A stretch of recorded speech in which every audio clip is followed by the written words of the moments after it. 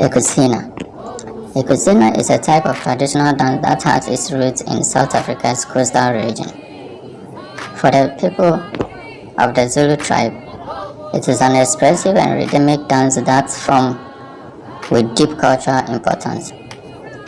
The Ukusina requires dancers to kick their legs in any direction, up and out, and then stamp each foot into the ground.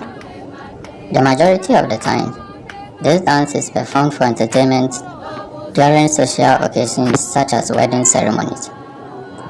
Ukusina dances, as a result, are socially created and centered on the song leaders singing interlocked words with phrases.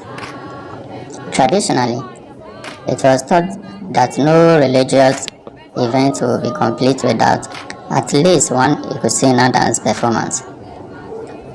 Ukusina dance is a fundamental component of the social, religious, and cultural life of Zulu people, as evidenced by the description of traditional dances in South Africa.